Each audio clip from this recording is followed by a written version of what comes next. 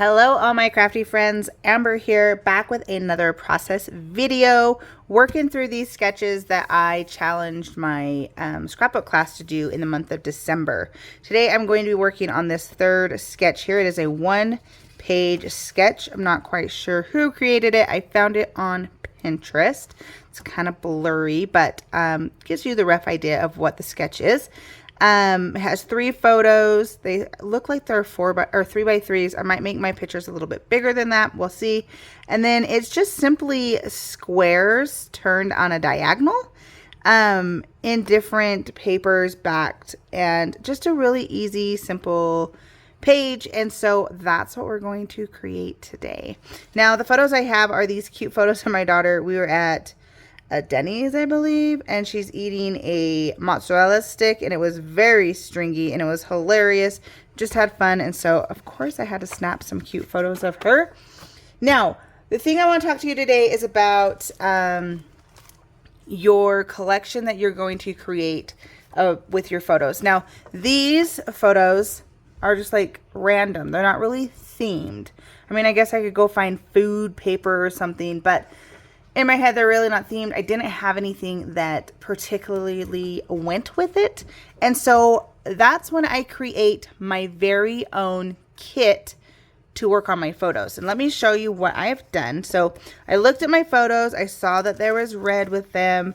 And I went in. I have a bunch of like random one-offs of paper that's just cute that I bought.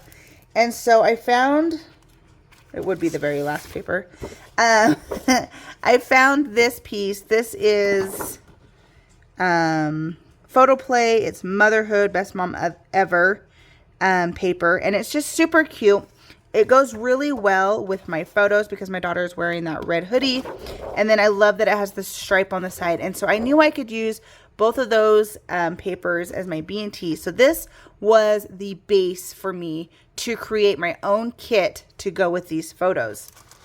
Now, the next thing I did is I looked for other papers that could go with this paper. And so I found a solid blue here, and it's not even a full sheet, but I am digging into my stash and I want to use what's in my stash. And so we're going to use it. Even though it's not a full sheet, I can just cut some more out of it.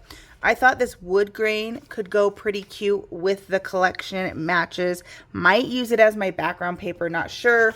And then I have, of course, a yellow to go with this as well. So this is the base of my kit. We'll just flip that over so you can see. I have 1, 2, 3, 4, 5 different papers here to use when creating this page. So I have my paper. Let's move on to some stickers. Now, I have a stack of probably maybe 50 different sticker sheets that I bought randomly by themselves, and I love just using random stickers on them throughout my pages, not necessarily with the collection. So I'm going to show you what I mean. I was looking at them. I love this sticker right here that says being silly, because she is being silly. I thought it'd be really cute to pull that. There's some flowers in that color. I mean, it does have some green, so I'm not sure if I'll use it or not, but there was some flowers and some things in this teal color I thought maybe I could add from this sheet onto my page. And then, of course, I found this one that is more food related, so it says Simply Delicious that I thought might be cute. There was another delicious right here that maybe I could use. So just some fun stuff on here that maybe I thought could go with my page because it is food related. So I grabbed that, put it with my kit. I got some wood flowers here because I thought those would really go well with this page. When you don't have embellishments that really match, like I don't have mozzarella sticks, right? Flowers are a really good thing to throw in. Hearts are a good thing to throw in. Stars are a good thing to throw in. And so flowers are just kind of going to be a go-to. Of course, I have some enamel dots. I thought Say Cheese would be a super cute title for this page. And so I found an alphabet. It's red. There's enough letters that if I wanted to do that, I could do that. And then I also found this in my stash. It says Better Together, and I thought maybe that would be cute because we're all together as a title. So I don't know exactly what I want to do there. And then, of course, I have a single white sheet. So, not quite sure what I'm going to go in what direction with this, but I'm going to speed up the rest of this video so you can see me creating this sketch right here. So, let's get started. Okay, let's get right into this page. The first thing I'm going to do is I'm going to trim down my photos. Now, when I trim my photos, and I know I'm going to trim all of them the same size, I grab the one that I know is the largest and the hardest to resize, because whatever the smallest I can go on that photo is the smallest I'll go on all my photos. So I am starting with a 3.5 by 3.5. And by the time I get to this last picture, I realize, you know what, I think I can go down 1/4 of an inch so that my photo mat is a 3.5 by 3.5, but my photo is a 3 1/4 by 3 1/4. And it actually works out really well for my photos. So that's what I'm going to do very first.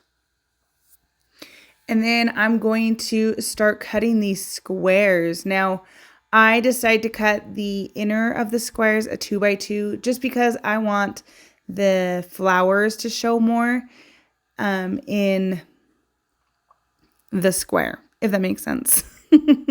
So now I'm just going to cut 6 more using the opposite side of that paper. And then I'm going to go ahead and back them in this yellow. So the inners are 2 by 2. The outer is a 2 1/4 by 2 1/4. I just wanted to give it a border around the edge of those squares just to help them pop out more, because I am going to end up using that wood grain paper as my background paper.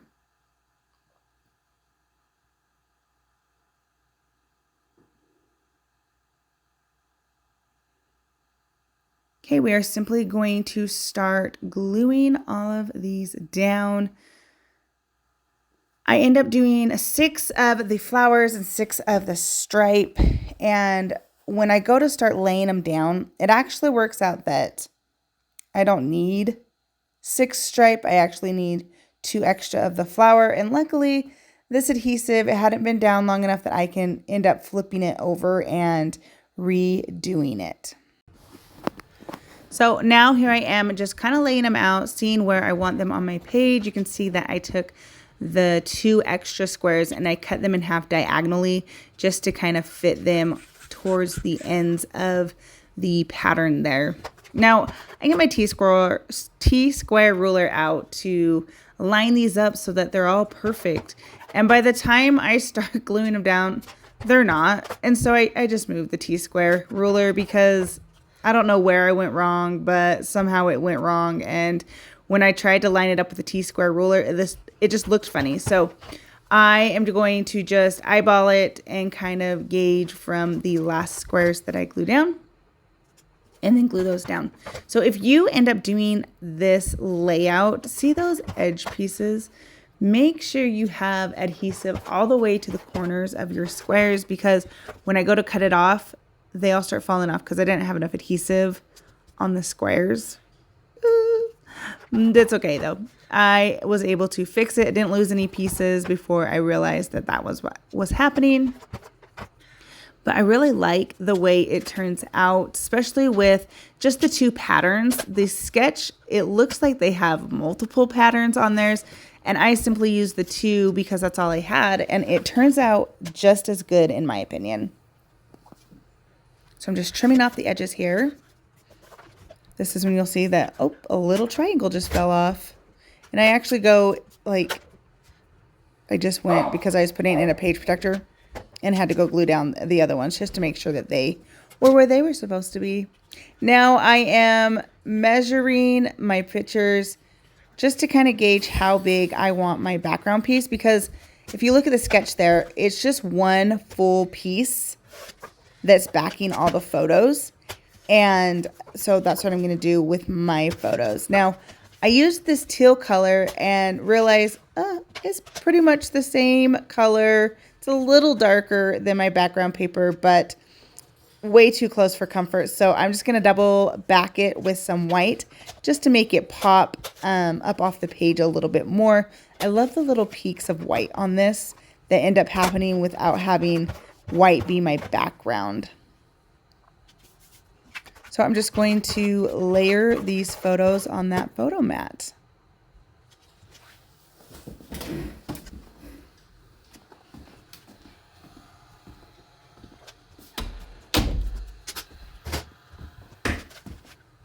Okay, now it is time to embellish and add a title. I love the way the title pops on this page. I'm going to use my thickers. I think this is American Crafts. Yeah, American Crafts. And it's something I got at a Tuesday mornings or Tuesday afternoon or Tuesday, whatever that store was called. So I'm just going to do Say Cheese because I think it's the perfect title. It's so funny. I giggled and giggled when I came up with the idea. But it turned out really good. Now these thickers, I have noticed that there's a lot of thickers that I have that their stickiness is not very sticky. And so I do add on some extra glue here just to make sure they're going to stay on my photo and not fall off in the future. I highly recommend it. Just saying. But look how cute this turns out. And I love how easy it is to put my title on a page using those grid ruler things. So easy. Now I'm just going to go in with my stickers and kind of see what I want to use. I end up using this Delicious instead of the other Delicious.